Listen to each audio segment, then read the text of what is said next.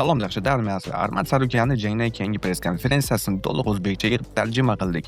Albatta bitta dahshat like bosing va barcha asosiy qiziqarli savollarga javob olasizlar. Hamkorligida tayyorlandi. Siz bu yerda top matchlar, top klublar va matchlarda g'olibingizni aniqlashingiz mumkin. Kommentariyada yozilgan ссылка orqali o'ting yoki xohlagan joyingizga yangi registratsiya qilib, bizni promokod dahshat deb yozsangiz, sizga eksklyuziv tariqasida birinchi pul to'ldirganingizdan keyin 10 million so'm beriladi. Bizga o'sha jangdagi lahzalar va bugungi chiqishing haqida nima deya olasan? O'zimni ajoyib his qilmoqdaman. Jangim yaxshi o'tdi. Bonusni qo'lga kiritdim va bundan juda ham xursandman. Lekin mening asosiy maqsadim bu titul jangi. Bu yilgi ish bajarildi, lekin bor e'tiborimni chempionlik kamariga qaratganman. Men bu yerga hammaga haqiqiy birinchi raqamli da'vogar ekanligimni isbotlash uchun kelgandim. Men kamar uchun jang qilishni xohlayman va bunga haqliman, faqat xayolimda shu. Bonus olganing bilan tabriklayman, balki sen pulga unchalik muhtoj bo'lmagan kamdan kam jangchilardan birisan. Lekin Den Hooker bilan o'rtangizda kichik raqobat bor edi va bu jangga olib keldi bu narsa. Kecha vazn o'lchashda ham insident bo'lgandi. Jangdan keyin qafasda nimalarni gaplashdingiz? Men unga bu shunchaki biznes, shunchaki jang. Senga nisbatan hech qanday shaxsiy adovatim yo'q dedim va yana aytdimki, sen men bilan jang qilishga rozi bo'lganing uchun rahmat va bu ishni qilgan sen yagona odamsan. Agar u bu jangni qabul qilmaganda, men hozir bu yerda bo'lmas edim. Buning uchun unga rahmat aytmoqchiman. Haqiqat shundayki, faqat u Den Hooker men bilan urushga rozi bo'ldi. Unga rahmat aytaman, chunki men tajriba, pul, e'tibor va hamma narsaga ega bo'ldim. Sen chempionlik jangini so'rading. Titulni uzoq kutding, lekin hozir chempion Islom emas, balki Ilya bo'lishi mumkin. Bu hafta Ilya senga qiziqish bildirmaganidan biroz hafsalang pir bo'lmadimi? Men taburizmni ko'p tilga olishni xohlamagandim, chunki bor diqqatim shu jangda edi. Lekin bugundan keyin men yana bir nechta aqldan ozgan virusli videolar qilib, ularni hamma yoqqa tarqatishga harakat qilaman. Kulga aralashtirib yangicha yondashmoqchiman. Shunday ekan, kuzatib boring. Chunki bu ham sportning bir qismi, ya'ni media o'yini.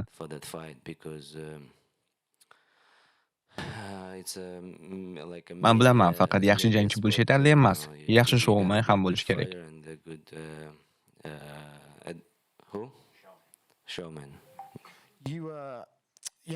Paramount'dagi birinchi turnir. Bugun sen jiddiy jarohat olmading. Agar ular senga, "Ey, sen kamar uchun jang qilasan, lekin bu yanvarda bo'lish kerak" deyishsa, yana shunchalik tez qayta olasanmi?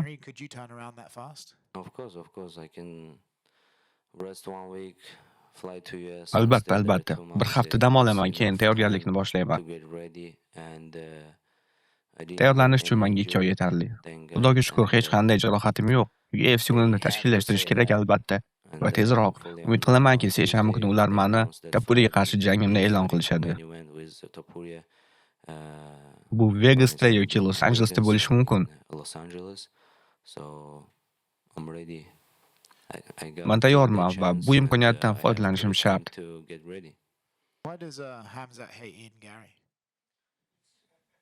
Yomon tutilganlarni yomon ko'radi. U aslida o'zi bosiq yigit. Lekin kimdir ustidan kulmoqchi bo'lsa yoki o'zini yomon tutsa, u o'zgaradi. Bu yigit bilan haslashib bo'lmaydi. Ian nima degan ekan? Qanaqa hazil muammo keltirib chiqaribdi o'zi? Men ko'rmadim, lekin nimadirni eshitdim. U meni belimga qattiq urib qo'ydi. Keyin men agar hurmat ko'rsatmoqchi bo'lsang, odamga hurmat bilan tegish kerak dedim. Men unga bu haqda aytdim xolos. U yerga shunchaki shov ko'tarish uchun kelgan bilasiz-ku. Bu yigit Conor bo'lishga harakat qiladi, lekin hech qachon unday bo'la olmaydi, bu aniq.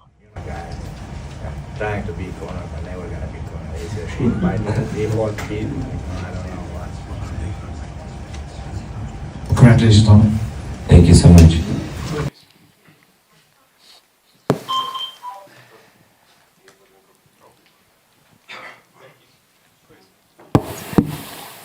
Arman g'alaba bilan tabriklayman. Jangni oldin aytgandimki, men muxlis sifatida senga bu jang qiziq, chunki ancha vaqt oktagonda bo'lmading.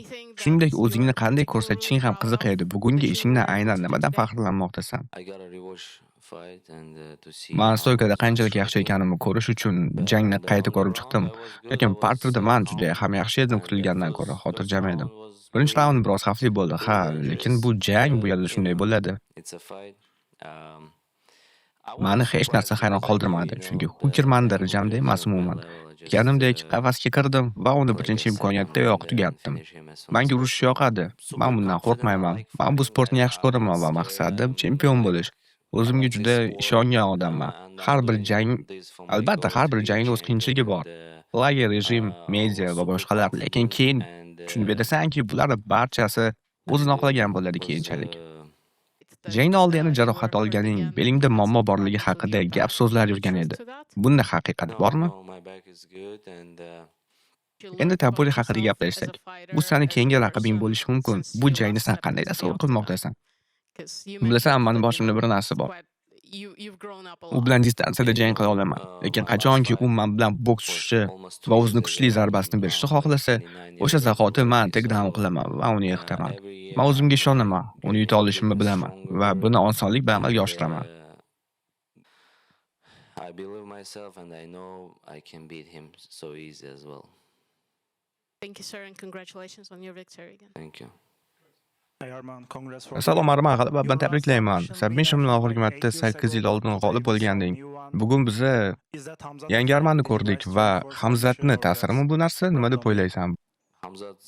Birga shug'ullanganingiz uchunmi yoki bu tasodifmi? Hamzat burchagingda bo'lsa, kurash boshqa darajaga chiqadi. Hello, Armin, congratulations. I just have one question. There was a recent interview. Yaqinda Ilya intervyuda aytdiki, agar unga senga qarshi titul jangi taklif qilishsa, u yarim o'rta vaznga o'tishni afzal ko'rar ekan. Nima deb o'ylaysan? Ilya sendan qochmoqdami? Chunki sen birinchi raqamli pretendent ekaningni isbotlading-ku.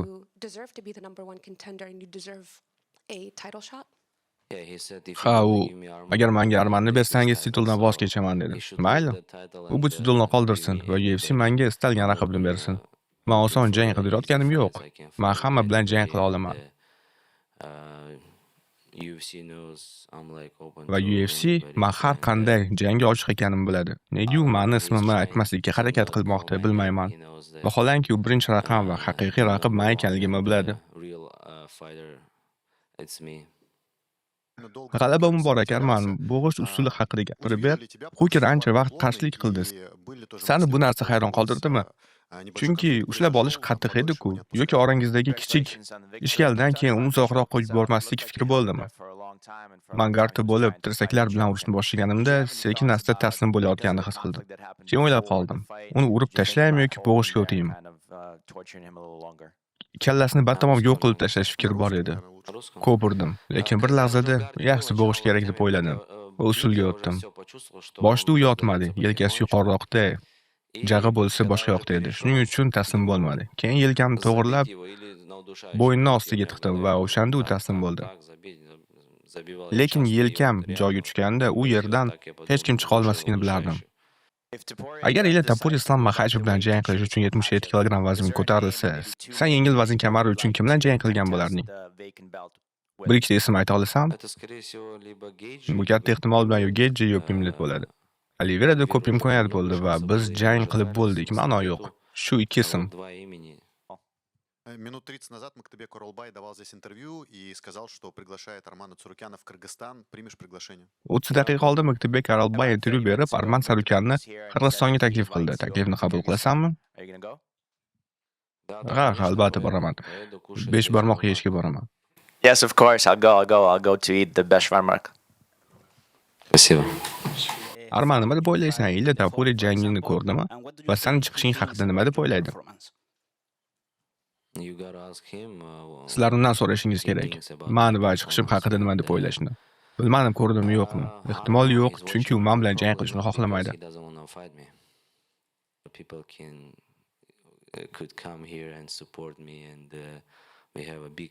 Kelajak haqida gapirsak, agar tanlov bo'lsa Tapuri bilan jangmi yoki Islomga qarshi revanshmi? Qaysi biri muhimroq? Arman, g'alaba bilan tabriklayman. Jangdan keyin qafasda eng baxtli inson otang bo'lib ko'rindi. U senga nima dedi? U adashmasam, shunchaki barakalla dedi va meni quchoqladi. U juda xursand edi, hissiyotlarga berilgandi. Tasavvur qiling, men ham o'g'lim jang qilsa, qanday ahvolda bo'lishimni bilmayman. Bu juda qiyin bo'lsa kerak. O'zing u yerda bo'lsang qo'rqmaysan, chunki jarayonni nazorat qilasan. Lekin do'sting, o'g'ling yoki yaqining jang qilsa, doim qiyin, doim hayajonlanasan. U ham shunday menimcha, bilasanmi? U xursand, hozir allaqachon bayram qilayotgan bo'lsa kerak do'stlar bilan. Он радостный сейчас уже, наверное. Hafta davomida bir video tarqaldi. San va Ila Tapuriya lift oldida to'qnash kelishga sal qoldingiz. Odamlar aytishicha, Ila Sanni ko'rmaslik uchun atayin teskari qarab olganmish. Bu uchrashuvni tahlil qildingmi yoki nima uchun yuzma-yuz kelmadingiz? Balki u rostdan ham meni ko'rmagandir. Agar ko'rganda salomlashgan bo'lardik deb o'ylayman. To'g'risini aytsam, men ham uni o'zi ekanligini ko'rmadim. Agar u ekanligini bilganimda ko'zlarim bilan uni qidirgan bo'lardim, bilasizmi? Bizda hech qanday shaxsiy adovat yo'q. Agar shaxsiy narsa bo'lganda, bu masalani allaqachon yopgan bo'lardik. O'rtamizda hech narsa yo'q. Bu shunchaki media PR ketmoqda. Agar undan Farma g'alaba bilan tabriklayman. Menda shunday savol bor. Nega ko'pchilik muxlislar Peydi va Tapuri jangini ko'rishni xohlamoqda? Nega ular bu jangni afzal ko'rishmoqda? Bilmadim, bu qanaqa muxlislar. Yevropalik muxlislar ham menimcha, lekin rus va arman muxlislari Armanni Tapuriga qarshi ko'rishni xohlaydi. Agar Tapuriya bilan jang yana bo'lmasa, keyingi qadaming nima? Ko'ramiz, bilmadim. Meni maqsadim bu titul jangi. Katta rahmat sizlarga bolalar.